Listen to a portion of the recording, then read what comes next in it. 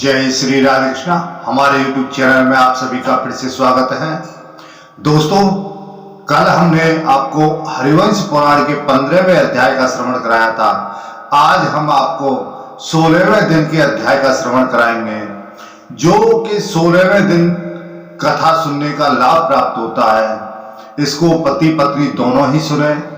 यदि पति कहीं काम से जाता है या कहीं व्यापार कर रहा है या नौकरी कर रहा है, पति के पास समय नहीं है, तो पत्नी ही इसको सुन सकती है। तो पुत्र प्राप्ति के लिए यह हरिवंश पुराण एक सबसे बहुत ही महत्वपूर्ण पुराण है, बहुत ही महत्वपूर्ण कथन है, जिसके सुनने मात्र से पुत्र संतान की प्राप्ति होती है। इसमें सभी वंश वृद्धि का ही वर्णन दिया गया है कि किस प्रकार से किसकी वंश वृद्धि हुई, उसी प्रकार से हमारी या आपकी भी वंश वृद्धि हो। तो दोस्तों, आज 16वें दिन की कथा सुनने से पहले जो भी नए सदस्य हमारे इस वीडियो को देख रहे हैं, जिन्होंने अभी तक चैनल सब्सक्राइब नहीं किया है, कृपया वे चैनल को सब्सक्राइब करें, लाइक करें, शेयर करें और बगल में बेल आइकन बटन दबाना ना भूलें, जिससे हम जो भी वीडियो बनाएं उन सभी का नोटिफिकेशन आपके पास में पहुंचे और हमारी सभी वीडियो का आपको लाभ मिले। तो दोस्तों, आइए शुरू करते हैं 16वें दिन की कथा प्रारंभ। गुरुर्ब्रह्मा गुरुर्विष्णु गुरुर्देवो महेश्वरा गुरुर् साक्षात् परब्रह्म तस्मै श्री गुरुवे नमः। अखंड मंडलाकारं व्याप्तं येन चराचरं तत्पदं दर्शितं येन तस्मै श्री गुरुवे नमः। कृष्णं नारायणं वन्दे कृष्णं वन्दे व्रजप्रियं कृष्णं द्वैपायनं वन्दे कृष्णं वन्दे वृथासुतं। बोलो हरिवंश पुराण की जय, बोलो विष्णु भगवान की जय, बोलो गुरुदेव भगवान की जय, बोलो व्यास जी महाराज की जय। तब वैशंपायन जी कहते हैं कि हे जन्मेजय, वृंदावन में पहुंचकर वसुदेव जी के वे दोनों पुत्र जो बहुत ही सुंदर थे, बछड़ों और गायों को झुंडों को चराते हुए वहां सब ओर विचरने लगे। वृंदावन में रहकर ग्वाल वालों के साथ क्रीड़ा और यमुना स्नान करते हुए उन दोनों भाइयों का वह ग्रीष्म मास सुखपूर्वक बीत गया।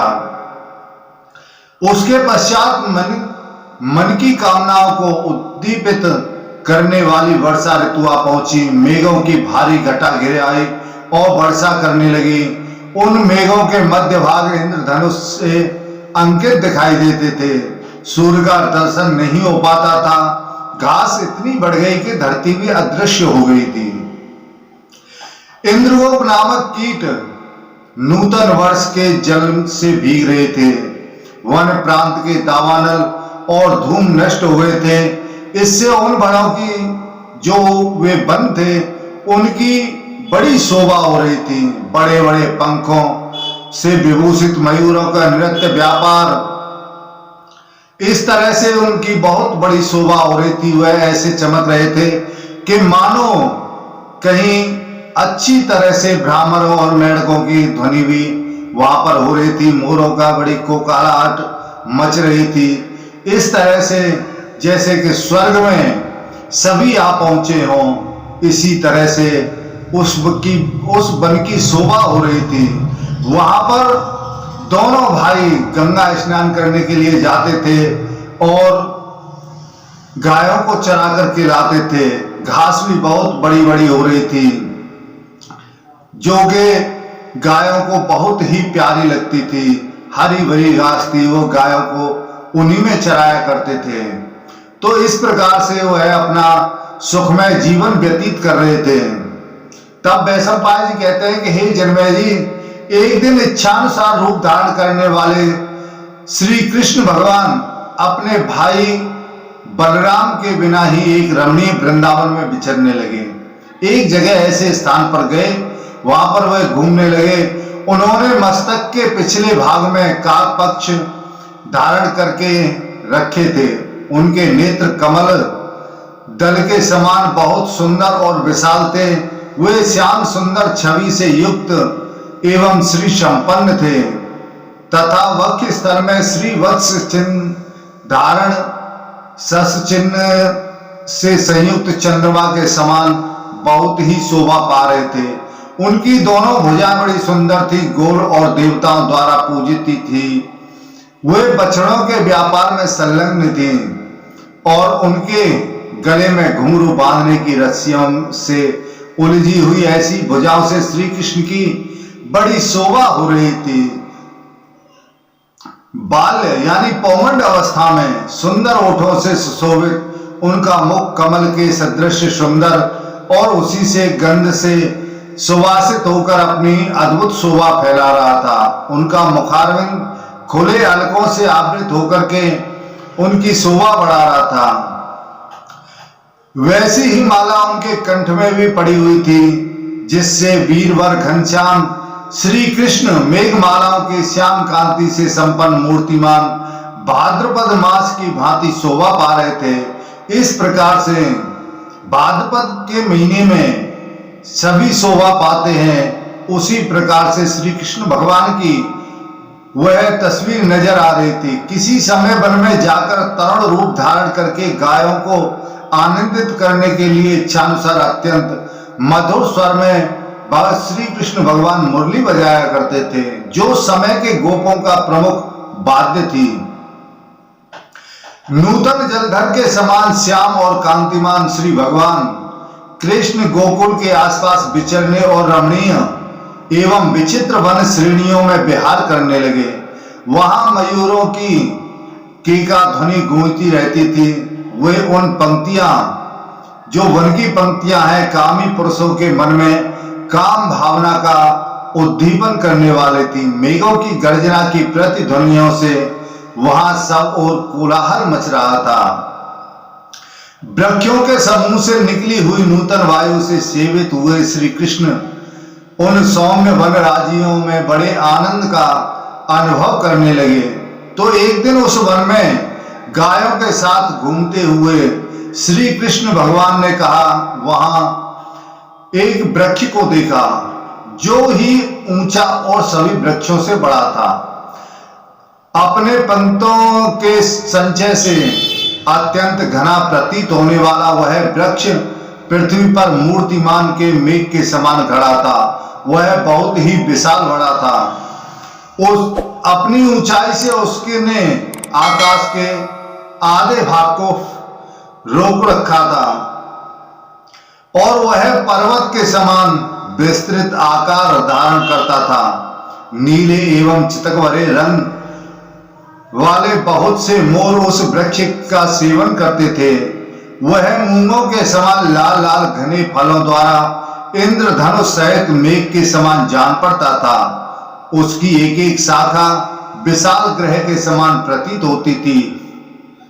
लताओं और फूलों से वह अच्छी तरह अलंकृत था। उसकी विशाल जड़ें बहुत दूर तक फैल रही थी।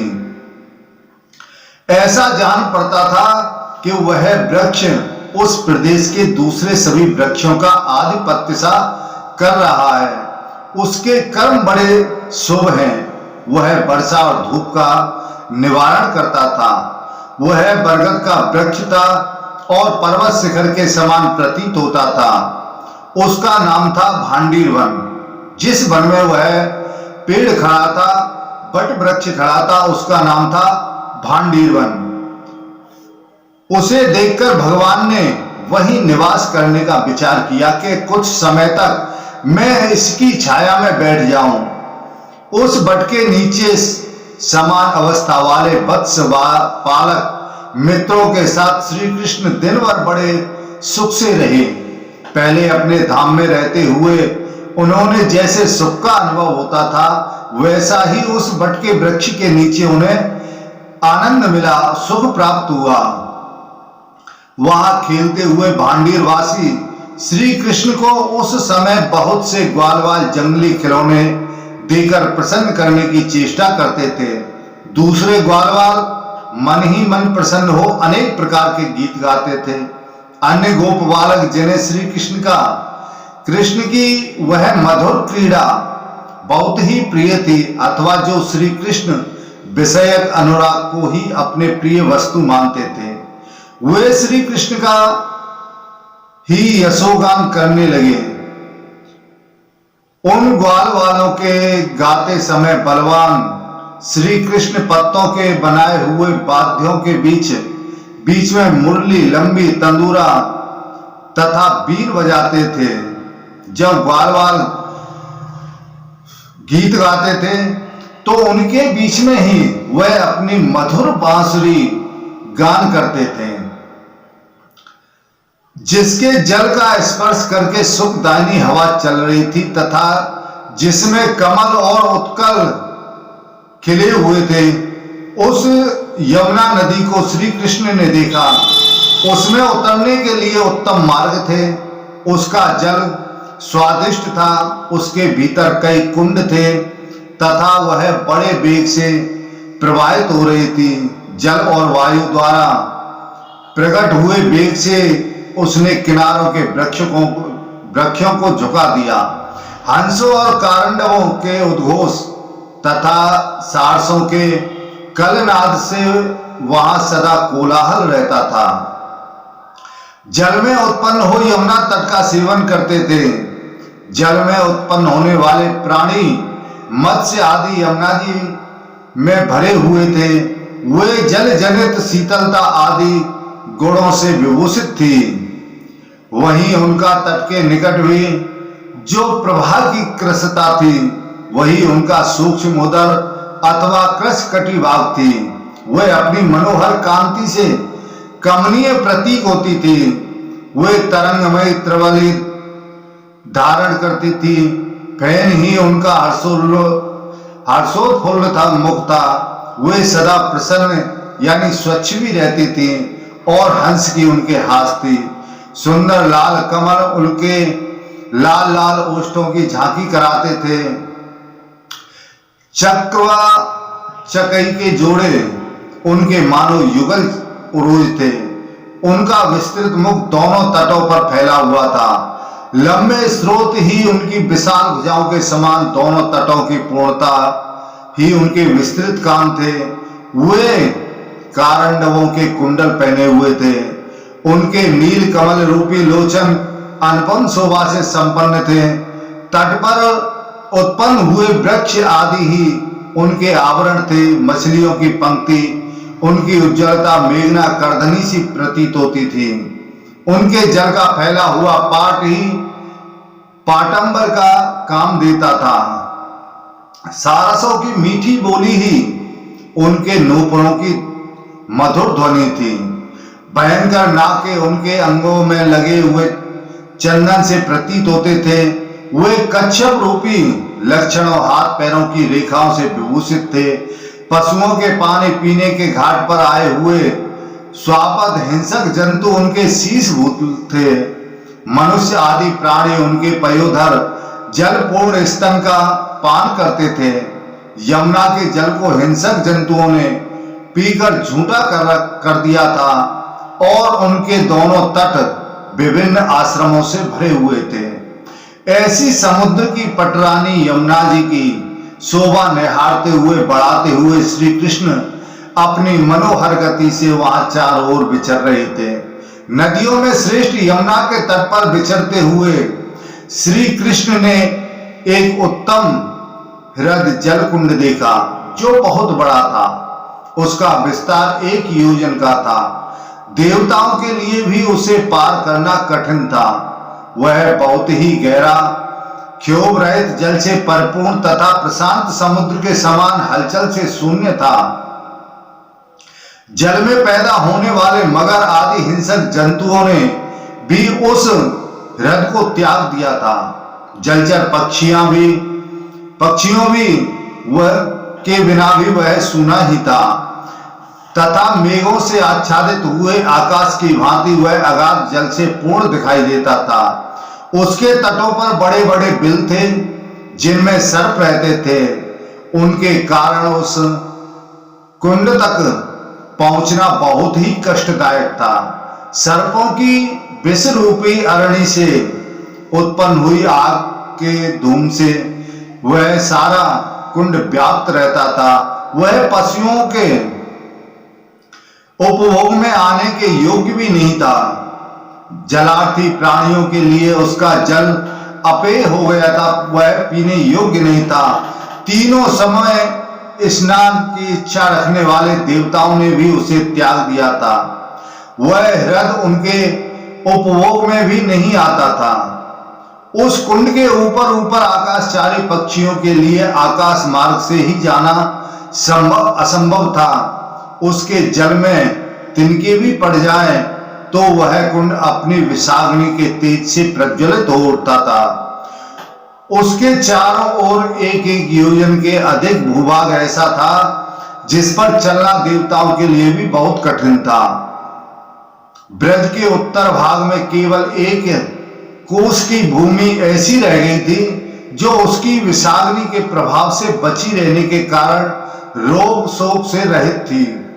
उस विशाल एवं अगाध कुंड को, जो अपने तेज से दीप्तिमान था, देखकर श्री कृष्ण ने मन ही मन में सोचा कि किस महान प्राणी का यह कुंड है। इस कुंड में काली अंजन राशि के समान काला तथा अत्यंत दारुण वह साक्षात नागराज कालीय निवास करता है, जो पूर्व काल में मेरी जानकारी में ही सर्पभोजी पक्षीराज गरुड़ के भय से समुद्र का निवास छोड़कर के यहां आकर के छिप गया था। उसी ने इस सारी समुद्रगामिनी यमुना को विष से दूषित कर दिया है। उस नागराज के भय से ही कोई प्राणी इस पानी का सेवन नहीं करता है, इसलिए बड़ी बड़ी घासों से भरा हुआ यह वन भयानक हो गया है, यह कुंड भयानक हो गया है। बरोहों और वृक्षों सहित यह घोर वन नाना प्रकार की लताओं तथा पादपों से परिपूर्ण है तथा सर्पराज कालिय नाग के विश्वासी मंत्री इस भूभाग की रक्षा करते हैं। यह वन आकाश की भांति अवलंब शून्य हो गया है। विष मिश्रित अन्न के समान इसका कोई भी स्पर्श नहीं करता है। यह बड़ा दुखदायक है। कालिय के उन विश्वसनीय सचिवों द्वारा यह सदा सब ओर से सुरक्षित रहता है। इसके पास में कोई भी नहीं जाता है। इस दृष्टि से मुझे इस नागराज का दमन करना है, जिससे जल देने वाली यह नदी कल्याणकारी जल का आश्रय हो सके, इसका जल स्वच्छ हो सके। इस नाग का मेरे द्वारा दमन हो जाने पर यहाँ की नदी सारे ब्रज के उपभोग में आने योग्य हो जाएगी। जो विषैला जल है वह स्वच्छ हो जाएगा। यहाँ सब और सुखपूर्वक रहने लगेंगे। यह नदी समस्त तीर्थों और सुखों का आश्रय हो जाएगी। इसलिए ब्रज में मेरा यह निवास हुआ है और इसलिए मैंने गोपों में अवतार ग्रहण किया है।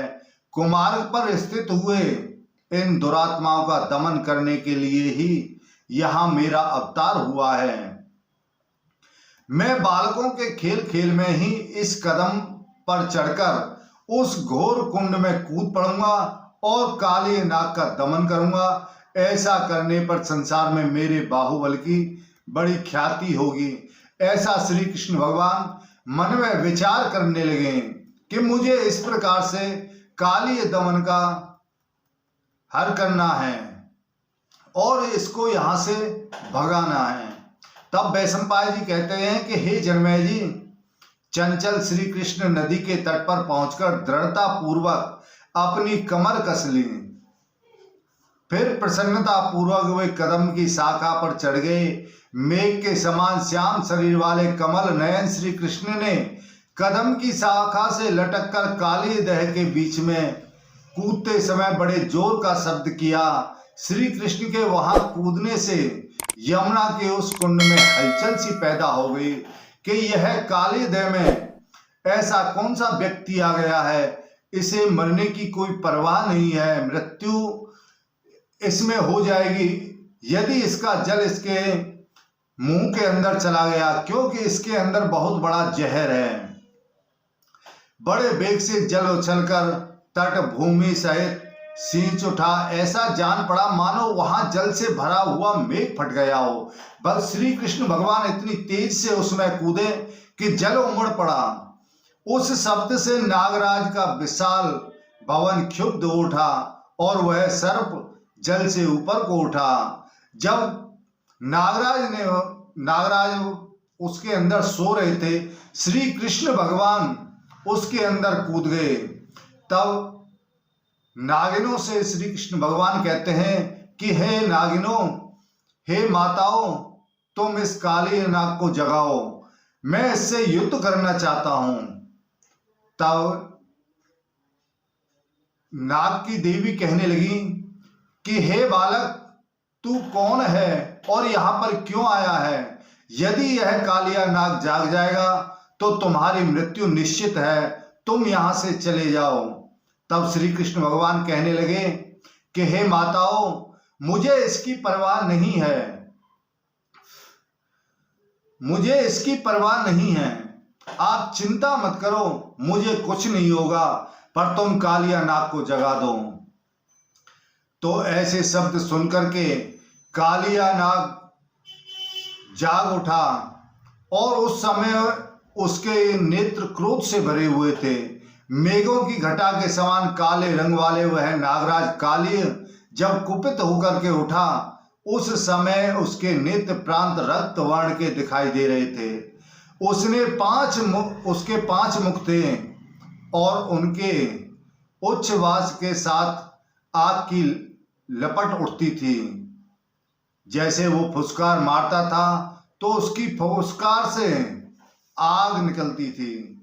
उसकी जीभ चंचल गति से लपलपा रही थी और मुख में आग भरी थी। वह 5 भयंकर एवं स्थूल सिर से घिरा रहता था। अपने अग्नि के समान तेजस्वी विशाल शरीर के द्वारा सारे कुंड को पूर्ण करके वह क्रोध से कांपता हुआ तथा तेज से जलता हुआ सा प्रतीत होता था। क्रोध से जलते हुए उस सर्प की विषाग्नि से काली कुंड का जल खोलने लगा। जैसे ही कालिया नाग फुसकार मारने लगा और श्री कृष्ण भगवान की तरफ फुसकार मारता हुआ अग्नि फेंकता हुआ चला, तो उसके अग्नि की और उसके फुसकार से वह जल उबलने लगा, मानो वह नदी भयभीत सी होकर के पीछे भाग रही हो। इस प्रकार से वह कुंड होने लगा। श्री कृष्ण को अपने हृदय में आकर बालकों के समान खेलते देख कालिया नाग को क्रोधाग्निपूर्ण मुखों से उच्छ्वास वायु प्रकट हुई। उस नागराज के मुख से धूम सहित आग की लपटें निकलने लगी। अपनी क्रोधाग्नि प्रकट करते हुए उस प्रलयंकर जैसे सर्प ने उस कुंड के आसपास उगे हुए तीरवर्ती वृक्षों के क्षण भर में जलाकर भस्म कर दिया। उसके स्त्री पुत्र सेवक तथा अन्य बड़े बड़े नाग एवं नागराज जो अनंत बलशाली थे, अपने मुख से विष जनित धूम मिश्रित भयंकर आग उगलते हुए उन पर टूट पड़े और बड़ी जोर से श्री कृष्ण भगवान से लड़ाई लड़ने लगे। उन सभी सर्पों ने श्री कृष्ण को अपने शरीर के बंधन में बांध लिया। उनके हाथ पैर एवं सारे अंग निचेष्ट हो गए। वे पर्वत की भांति अविचल भाव से खड़े रह गए। उन समस्त नागराजों ने विष के प्रवाह से मिश्रित जल के द्वारा मलिन हुए अपने तीखे दांतों से श्री कृष्ण को डसना आरंभ कर दिया, परंतु शक्तिशाली श्री कृष्ण भगवान मर न सके। उनको मृत्यु कैसे आ सकती है? वह तो स्वयं परब्रह्म है। कालिया नाग उनमें फुसकार मारता रहा, लेकिन श्री कृष्ण भगवान पर कोई असर भी न पड़ा। इसी बीच में समस्त ग्वालवाल भयभीत हो रोते हुए ब्रज में गए और अश्रु गदगद वाणी से आंसू भरते हुए अपने मुख से कहने लगे रोते हुए कि हे यशोदा माँ, श्री कृष्ण काले देह में डूबकर मूर्छित हो गए हैं, वह मृत्यु को प्राप्त हो गए हैं और नागराज इन्हें खाए जा रहा है। तुम जल्दी करो, देर ना करो। दल बल सहित नंद गोप से कोई शीघ्र जाकर यह कह दो कि तुम्हारे कृष्ण को सर्प महान कुंड में खींचे लिए जाता है। वह कालिया नाग तुम्हारे कृष्ण को खा रहा है। तो ऐसी बात सुनकर के नंद गोप और नंद के जो भी ग्वालवाल थे वह सभी उस काले दह की तरफ दौड़े, लड़खड़ाते हुए उस विशाल कुंड के पास में जा पहुंचे। उनके साथ वज्र के समान बहुत से बालक, वृद्ध और युवतियां भी थीं। रोहिणी के युवक पुत्र संकर्षण, जिनको बलराम भी कहते हैं, वह भी वहां पहुंचे। ये सब के सब नागराज की जलस्थल क्रीड़ा भूमि के पास में आए, जहां काली नाग था, जिसको हम काली दह कहते हैं। उस जगह पर सभी ब्रज के ग्वालवाल पहुंच गए। नंद आदि वे सभी गोप नेत्रों में आंसू बहाते हुए, हाहाकार करते हुए काली दह के तट पर खड़े हो गए। वे अपनी व्यवस्था पर लज्जित थे। श्री कृष्ण का साहस देखकर और सुनकर आश्चर्य में पड़ गए और उनकी जीवन की आशंका से बारंबार शोकार्त हो जाते थे। कोई हाय बेटा हाय कहकर रो रहा था और कोई दूसरे हाय धिक्कार है, हम अपने जीवन को, ऐसा कहते हुए चिंता मग्न हो जाते थे। दूसरे लोग अत्यंत दुखी हो, हाय मारे गए, ऐसा कहते हुए जोर जोर से रोने लगे। जिस प्रकार से रोना आ रहा था वह उसी प्रकार से श्री कृष्ण भगवान के लिए रो रहा था कि यह कैसे हो गया, इसमें श्री कृष्ण कैसे कूद गया। यशोदा माँ भी रोती हुई वहां पर आ पहुंची और लल्ला लल्ला कहते हुए वह बड़ी जोर से रोने लगी। चिल्लाकर कहती थी, हाय यशोदा, तू बेमौत मारी गई। जो आसपास की सखियां थी वह यशोदा माँ से कह रही हैं, क्योंकि अपने प्यारे लाला की आज इस नागराज के बस में पड़ा हुआ देख रही हो। हाय वह सर्प के शरीर से आबद्ध हो मृतक की भी भांति घसीट रहा है। हे यशोदे, निश्चय ही तुम्हारा हृदय लोहे का बना हुआ दिखाई देता है। अरे पुत्र को इस दशा में देखकर तुम्हारी छाती फट क्यों नहीं जाती। हाय हम देखते हैं नंद बाबा अत्यंत दुखी हो काली दह के निकट लाला कन्हैया के मुख पर अपनी दृष्टि जमाए हुए अचेत से खड़े हैं। ऐसे समझो कोई वृक्ष खड़ा हो और यशोदा मां मूर्छित होकर के गिर पड़ी। हम सब की सब यशोदा जी के पीछे पीछे सर्पों के निवास स्थान इस कुंड में प्रवेश कर जाएंगी। जैसे ही यशोदा माँ इस कुंड के अंदर जाएगी हम भी उसी के साथ साथ चलने लगेंगे, किंतु श्री कृष्ण को साथ लिए बिना ब्रज को नहीं लौटेंगे। सूर्य के बिना दिन कैसा और चंद्रमा के बिना रात्रि कैसी, सांड के बिना गोय क्या, तब श्री कृष्ण के बिना ब्रज कैसा। जब श्री कृष्ण ही नहीं रहेंगे तो ब्रज कैसे बचेगा। बिना बछड़े के गायों के समान हम श्री कृष्ण के बिना ब्रज को कैसे लौटेंगे।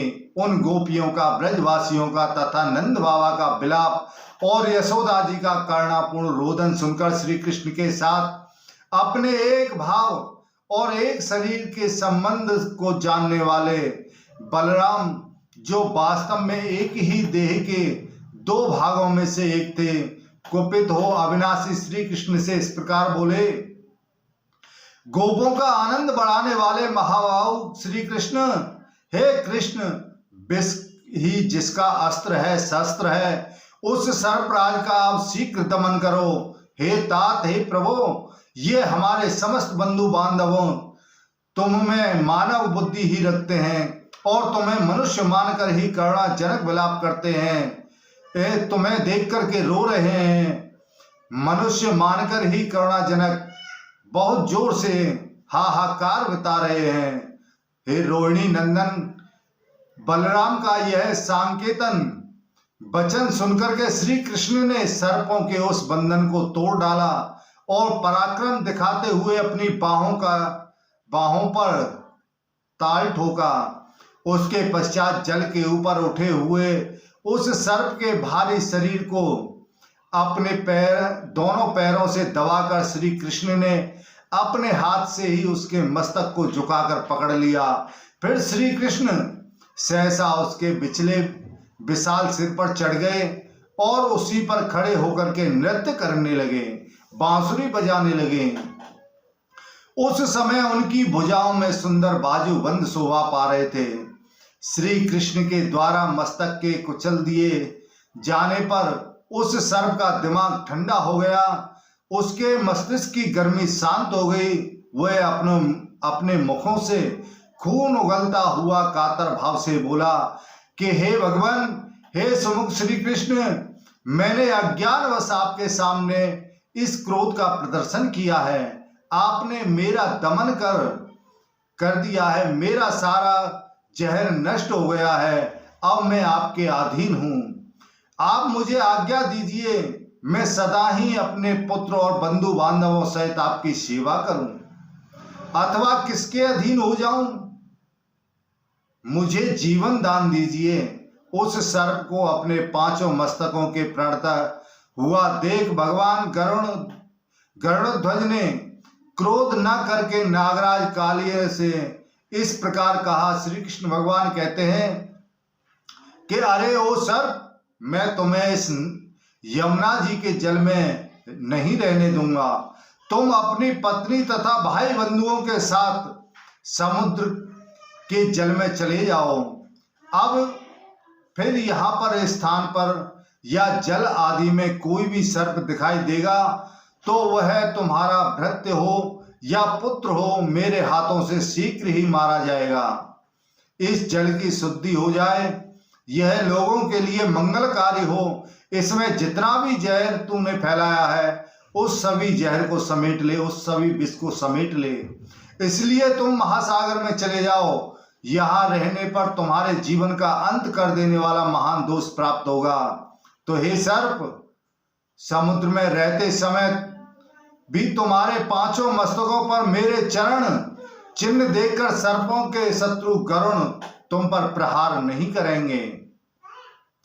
तब नाग प्रवर कालिय भगवान श्री कृष्ण के दोनों चरणों में मस्तक झुकाकर गोपों को देखते हुए उस कुंड से ऊपर आने लगे।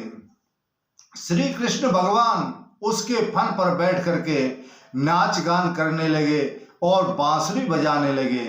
तब वह ऊपर आकर के सभी ने देखा कि श्री कृष्ण भगवान बांसुरी बजा रहे हैं, नृत्य कर रहे हैं। उन्हें ऐसा देख करके मन उनका सभी का प्रसन्न हो गया। अत्यंत प्रसन्न सभी गोपों ने श्री कृष्ण भगवान को अपने गले से लगा लिया। गोपराज, आप धन्य हैं। आप पर भगवान की भारी बड़ी कृपा है जिससे आपको ऐसा पुत्र मिला है।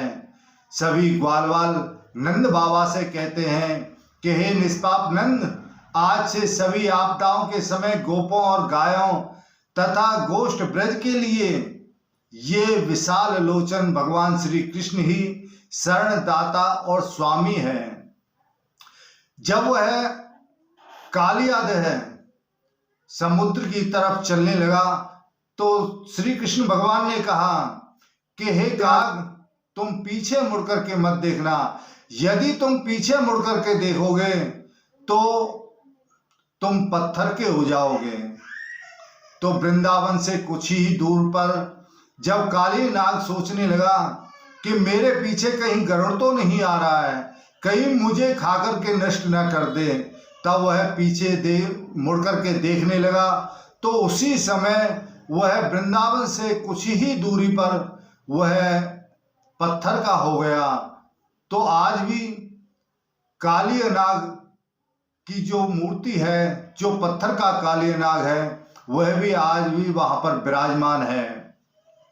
तो इस तरह से ग्वालवाल सभी प्रसन्न हुए।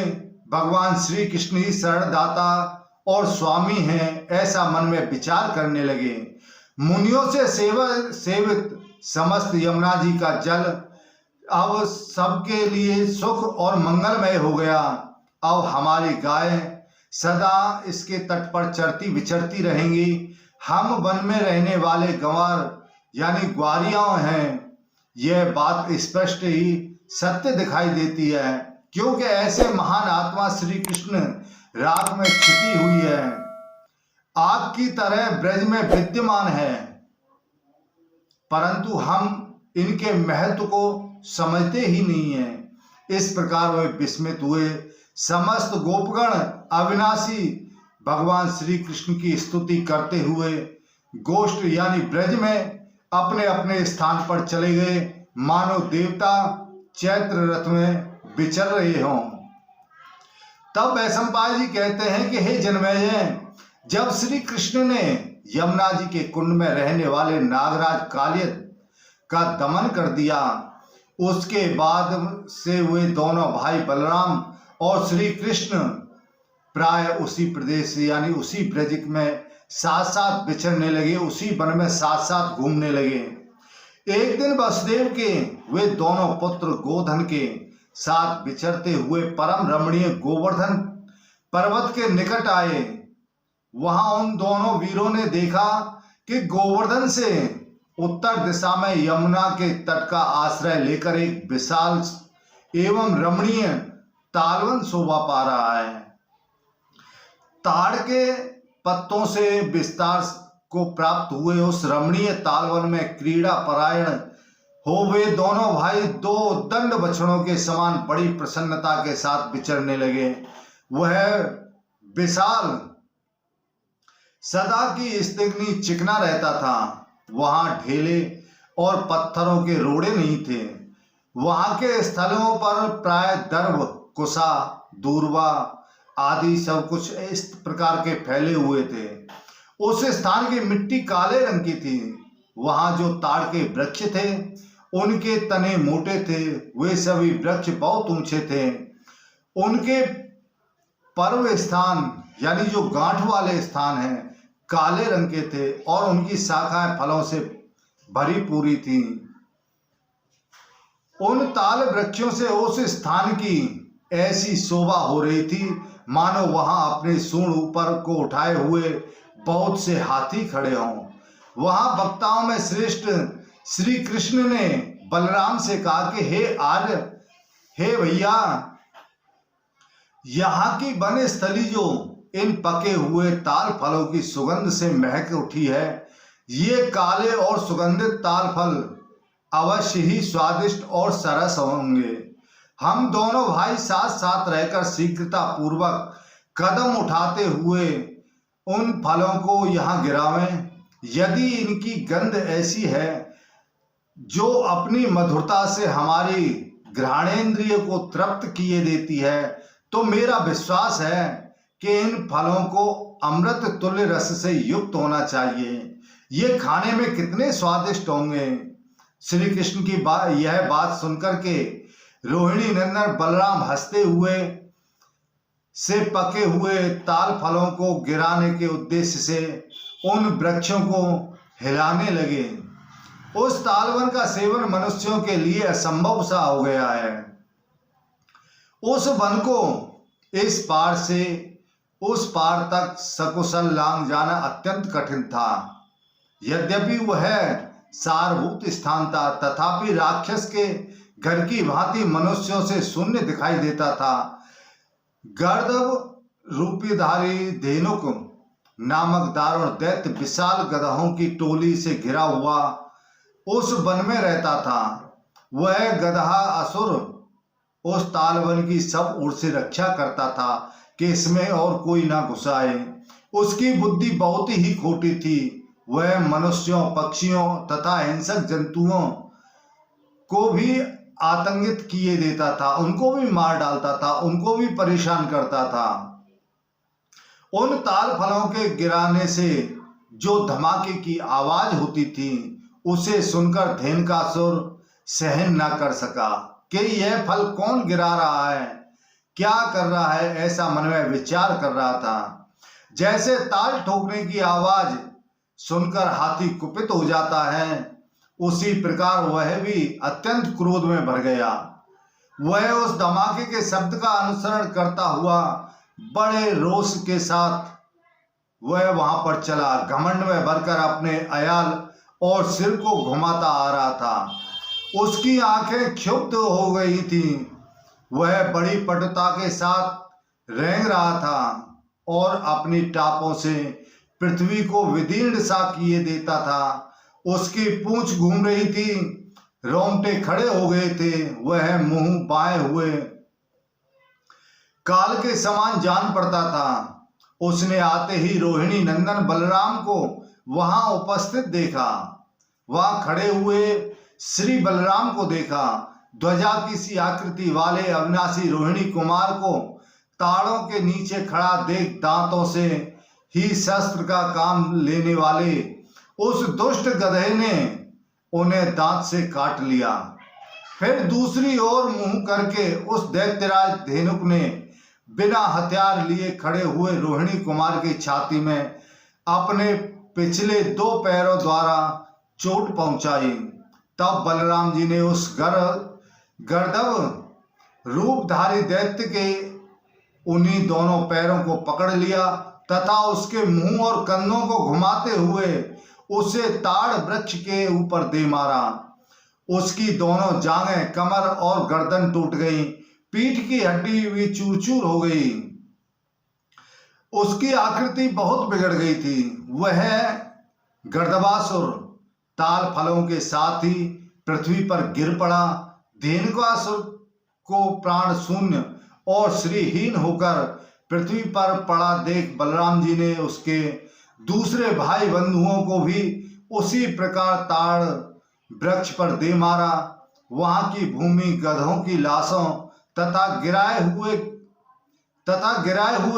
परिपक्व ताल फलों से आच्छादित हो, जिसमें शरद ऋतु के लक्षण प्रकट न हुए हों और बादल सा छा रहे हों, ऐसे आकाश के समान सुशोभित होने लगी थी। सेवकों सहित उस गर्दभ रूपधारी दैत्य के मारे जाने पर वह सुरम्य तालवन और अधिक रमणीय प्रतीत होने लगा। उस शुभ्र तालवन का सारा भय दूर हो गया। उसके एकांत प्रदेश का भी सबको दर्शन होने लगा तथा उस उत्तम वन में गायें सुखपूर्वक चरने लगी। उसके पश्चात वन में विचरने वाले सभी गोप उस तालवन में घुसे। उनका शोक, भय और आयास दूर हो गया। अतः वे वहां सब और बारंबार विचरण करने लगे। उसके पश्चात जब गायें सुखपूर्वक सब और फैलकर चरने लगी, तब गजराज के समान पराक्रमी श्री कृष्ण और बलराम वृक्षों के पत्तों का आसन लगाकर यथोचित रीति से वहां पर बैठ गए और उसकी आनंद की शोभा पाने लगे। तो इस प्रकार से आज हमने आपको हरिवंश पुराण के 16वें दिन की कथा का श्रवण कराया है। तो दोस्तों, जिसके सुनने मात्र से वंश की वृद्धि होती है, पुत्र संतान की प्राप्ति होती है, जो भी पति पत्नी इस हरिवंश पुराण को सुनते हैं उनके यहाँ वंश की वृद्धि अवश्य होती है। तो दोस्तों, यह वीडियो आपको कैसा लगा? हमें उम्मीद है अच्छा लगा होगा। कृपया चैनल को सब्सक्राइब जरूर करें। जय श्री राधे कृष्णा। बोलो हरिवंश पुराण की जय। बोलो विष्णु भगवान की जय। बोलो व्यास जी महाराज की।